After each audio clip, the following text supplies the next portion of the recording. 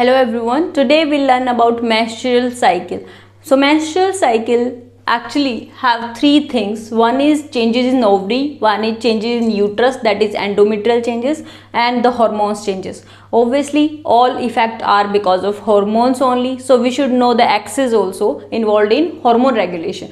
So from hypothalamus it secrete GnRH, gonadotropin releasing hormone. Okay, GnRH, in response to this hormone, pituitary, that is anterior pituitary, secretes LH and FSH hormone. Okay, in response to LH and FSH, which go and act on gonads. Here in females it's ovary, and it acts and it basically stimulates the ovary to secrete estrogen. Now estrogen, whenever present in low concentration, it is going to inhibit all these hormones, right? It inhibits the anterior pituitary and hypothalamus. But in high concentration, it is going to stimulate synthesis of LH and FSH by stimulating effect. Okay, now this point is clear. Now let's try to understand menstrual cycle. So to understand menstrual cycle, you have to understand first the changes in ovary. Okay, so basically what happens, the female ovary have many follicles. Okay, in whenever GnRH is secreted, GnRH from hypothalamus, whenever GnRH is secreted, it is going to increase from anterior pituitary which hormone, LH and FSH, right? So in response to FSH, which is nothing but follicle stimulating hormone, okay, it is responsible for maturation of follicles. So as the follicle matures, okay, they are going to be big in size, the maturation occur. So when maturation of follicle occur, they secrete estrogen. These follicles secrete estrogen hormone. Okay, so till then FSH is going to inhibit the LH. Why? So in low concentration, whenever there is estrogen low concentration, it's going to inhibit LH. Okay, and whenever there is high concentration of estrogen, it's going to stimulate LH. Fine. So if we draw these hormones, then if you can see here, the estrogen is increasing with the follicle maturation till 14th day, and its peak around 14th day. Okay, in response to this estrogen, as we have said that estrogen is going to stimulate when present in high concentration. It stimulates the increased LH and FSH. Okay, so if we draw the graph of LH and FSH, then this is the LH in red color, which is going to increase around 14th day, and there is small peak in FSH as well. Fine. So GnRH will be obviously increasing. So it basically stimulates the axis, which estrogen. Estrogen is going to increase all these secretion, GnRH and predominantly on LH. So this estrogen rise because of follicle maturation, this estrogen is going to increase LH, and peak of LH is called LH surge. LH surge.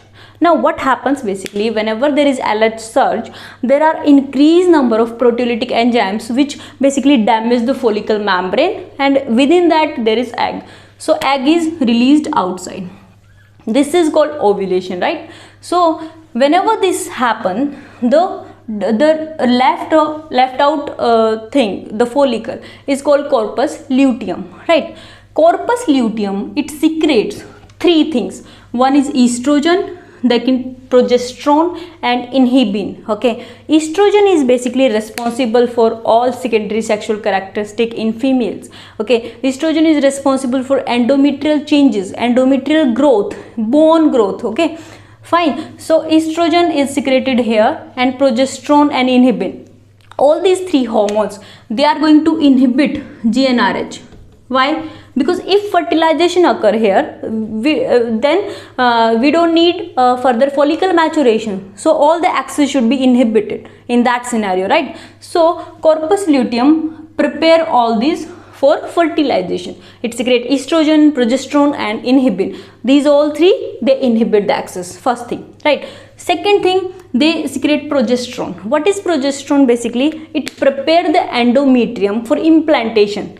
Okay, if fertilization occur, in that case endometrium should be prepared. So it prepared the endometrium. How? It increase the thickness, increase number of vascular supply. That means spiral arteries. Okay, so in response to that, basically endometrial changes occur in response to progesterone. At last, when there is no fertilization, it becomes the corpus albicans, degenerated follicle, corpus albicans. Whenever this happens, it doesn't produce progesterone, so there is decrease in progesterone synthesis. Okay, so these are changes in ovary happening, right? So this point is clear that around 14th day the LH surge occur, FSH little bit, and the GnRH. Fine. The uterine changes we have seen. Now we try to basically draw the estrogen progesterone. We know that around 14th day estrogen was high, right? Now when progesterone will be high? When corpus luteum secretes it. So this is the graph of progesterone. Fine. So this one is here, progesterone peaks occur, and then as it becomes the corpus albicans, so progesterone level reduces. Got it? Okay. Now left thing is the uterine changes. So these are the uterine changes. Now try to understand this thing, that estrogen is responsible for endometrial growth. Okay. So from 5th day to 14th day, endometrium growth continues as estrogen become high. Right. So this is directly proportional to estrogen concentration, endometrium growth occurring. That's why we call it proliferative phase. Fine. Then progesterone basically is responsible for thickening of the endometrium and spiral arteries, increase in number of spiral arteries. This is who is responsible? Progesterone. It prepares the endometrium for implantation, right? So these changes are who is responsible? Progesterone. Okay, but as the albicans comes into play, there is reduction in progesterone synthesis, and as the progesterone reduces, then after this 28th day, what should happen? These thickened vessels, the spiral artery, they should degenerate, and the same happens here, the starting first 5 days of menstrual cycle. So this degrades, the thickening reduces, the spiral arteries, they degenerate. Okay, so this phase we call menstruating phase. Okay, so now is it clear that first 5 days are the menstruating phase, who is responsible for this? Decrease in progesterone. Okay, decrease in progesterone concentration is responsible for menstruating phase, then proliferative phase, which is because of estrogen, and then secretory phase. The left out is 14th to 28th day. It's secretory phase. Why? Because of secretion of progesterone, the endometrium is being prepared. Okay, so this is the uterine changes.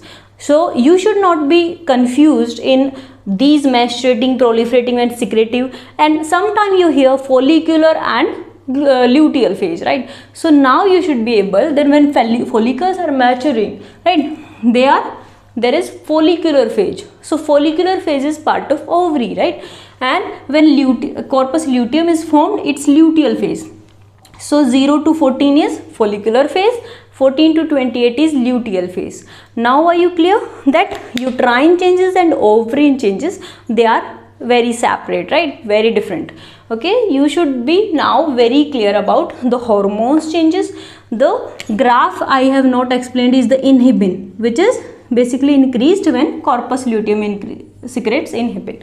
Okay, so let's just summarize the hormones function in one line, that FSH responsible for follicle maturation, LH responsible for ovulation, okay, estrogen responsible for endometrial growth, and progesterone responsible, it prepare the endometrium. Whenever it reduces, the bleeding occur. I think now the point is very clear to you, all of you. If you have any query related to this, try to draw it by yourself. It will be very clear. Thank you so much for watching. Please subscribe if you like my videos. Bye bye. Thank you.